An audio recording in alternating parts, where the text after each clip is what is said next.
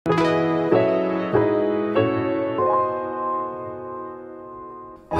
apa kabar? Kembali lagi di channel Gadgetindo dengan saya Randy. Pada video kali ini saya mau bahas tentang ini adalah si mini, iPhone 12 mini. Jadi di sini saya bakal ceritain pengalaman saya lebih kurang sekitar 1 bulanan sejak PO resmi kemarin dalam penggunaan si iPhone 12 mini ini. Mungkin ini bukan video review yang terlalu lengkap karena video review itu udah banyak banget di YouTube.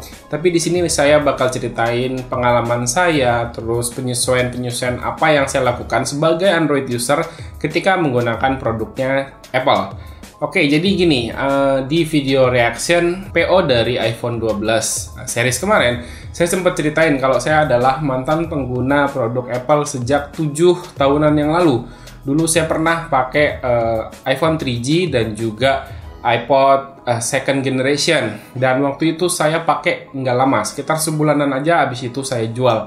Karena menurut saya waktu itu produk Apple itu udah harganya mahal, terus lemot, nggak fleksibel, jadi ribet lah. Dan pada masa itu Android itu awal mula saya mengenal oprek, jadi saya rasa Android itu benar-benar luar biasa lah, bisa se-fleksibel dan sebebas apapun yang kita inginkan dengan cara ngoprek-ngoprek.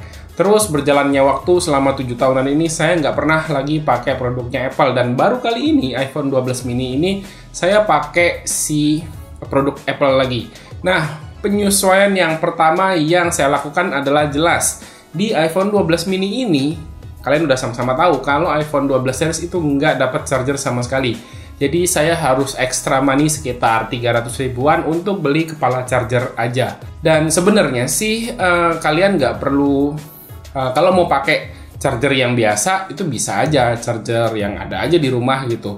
Tapi nggak bisa nikmatin fitur fast charging yang ada di Apple. Jadi pilihannya sebenarnya ada 2. Kabel bawaan yang dikasih dari Apple ini adalah USB-C to Lightning. Jadi opsinya yang pertama, kalian bisa pakai charger apa aja yang umumnya kan masih menggunakan port USB-A. Jadi kalian harus beli kabel dulu USB-A to Lightning. Atau opsi kedua ya udah menggunakan kabel charger yang dikasih dan beli kabel power charger yang udah support power delivery USB-C. Insight kedua saat saya pakai produknya Apple itu adalah ketika kalian pakai produk Apple jangan nanggung, sekalian nyemplung semuanya pakai satu ekosistem. Jadi di sini saya pakai iPhone 12 mini ini dan smartwatch saya itu adalah Huawei Watch GT 2e.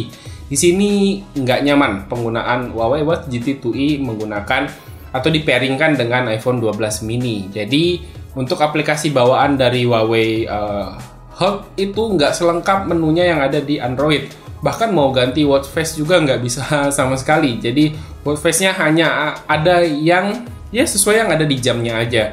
Terus untuk koneksinya juga agak sedikit lebih ribet, sekitar 2-3 step dibandingkan ketika menggunakan Android. Tapi pengalaman itu bakal berbeda ya ketika kita menggunakan produk Apple dalam satu ekosistem. Jadi kemarin tuh saya sempat beli iPhone XR, dan ketika pertama kali setting saya cukup masukin Apple ID saya dan boom, semua data yang ada di iPhone 12 saya ini pindah ke iPhone XR semudah itu, se-seamless itu.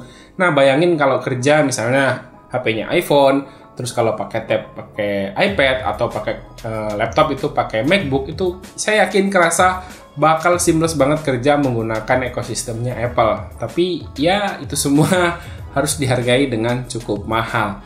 Dan ketika pakai Windows itu mau mindah-mindahin data juga ribet gitu ya, harus install iTunes dulu di laptop, terus juga mau mindahin data tuh ya nggak sesederhana ketika kita mindahin data dari Android ke Windows. Berikutnya saya mau ceritain pengalaman penggunaan si iPhone 12 mini ini dalam penggunaan sehari-hari. Menurut saya penggunaan dari iPhone 12 mini ini benar-benar smooth dan juga gegas. Untuk chipsetnya ya kita udah sama-sama tahu kalau pakai Apple A14 Bionic yang udah jelas ngebut dan enak buat dipakai main game apa aja. Cuman karena di sini saya pakai yang seri iPhone 12 mini ukurannya kecil, jadi saya nggak pernah main game sama sekali di HP ini. Yang bikin saya kagum justru ada di manajemen RAM dan power efisiensi di Apple 14 Bionic ini. Setiap thumbnail yang saya buat di video-video saya itu selalu saya edit dulu di HP menggunakan Lightroom atau Snapseed. Dan ketika saya selesai ngedit, saya tuh nggak pernah close dari si recent app-nya. Dan sekitar 2 atau 3 hari berikutnya ketika saya mau ngupload video lainnya, saya bakal ngedit lagi tuh thumbnail yang lain. Dan ketika saya buka aplikasi Snapseed atau Lightroom itu posisinya masih di kondisi terakhir sekitar 2 hari atau 3 hari yang lalu saya buka aplikasinya. Luar biasa banget manajemen RAM-nya. Terus untuk urusan baterainya ini kan cuma 2200 mAh aja. Dan saya bisa ngomong di sini, kalian nggak perlu khawatir dengan daya tahan baterainya. Jadi saya udah pernah bikin video tersendiri mengenai daya tahan baterai iPhone 12 mini ini dalam bentuk video vlog. Nanti kalau kalian belum nonton, lihat aja linknya ada di kolom deskripsi. Saya bisa pakai HP ini tuh seharian tanpa perlu pakai power bank. Jadi saya cabut charger waktu itu jam setengah 8, saya pakai jalan-jalan, saya pakai bikin video, foto, dan lain sebagainya macamnya. Jam setengah 10 malam, baterainya itu masih sekitar 10-20% gitu. Dan bayangin, itu masih sangat-sangat bisa dipakai buat seharian. Jadi nggak perlu khawatir lagi, karena manajemen efisiensi power dari iPhone 12 mini ini menurut saya udah sangat bagus banget. Dan baterai 2200 bisa bertahan seharian, itu luar biasa. Terakhir, saya mau ngomongin nih kualitas kamera dari iPhone 12 mini. Dan menurut saya, kalian nggak perlu ragu lagi lah dengan kualitas fotonya si iPhone. Mungkin untuk hasil foto bakal bukan selera semua orang ya, karena hasil fotonya tuh cenderung natural tanpa banyak tambahan efek-efek pada hasil fotonya. Tingkat ketajamannya juga udah oke, serta dynamic range yang terasa sangat luas, baik di foto maupun di video. Sayangnya di sini mode Pro RAW itu belum tersedia di iPhone 12 mini atau juga iPhone 12, hanya ada di iPhone 12 Pro series saat update ke iOS 14.3 kemarin.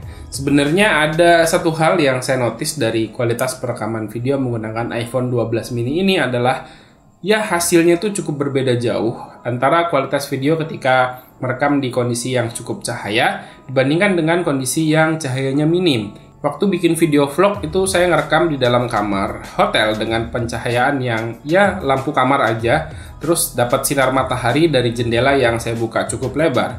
Di bagian kontras atau di bagian yang gelap itu noise-nya kerasa banget. Tapi ini berbeda ketika saya bikin di kondisi cahaya yang cukup.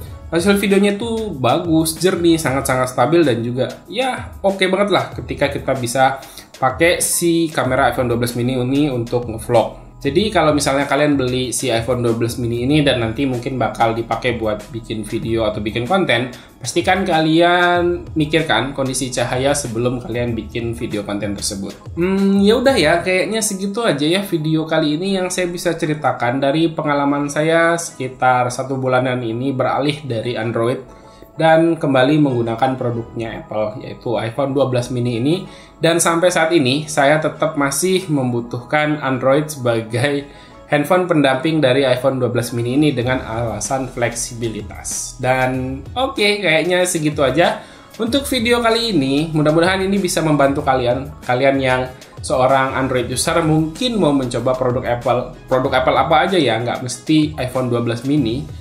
Dan mudah-mudahan video ini bisa membantu mempertimbangkan hal tersebut. Oke, terima kasih ya buat yang udah nonton. Silahkan like dan share video ini jika menurut kalian video ini bermanfaat. Dan ini pamit, sampai jumpa di video berikutnya. Yuk, bye-bye.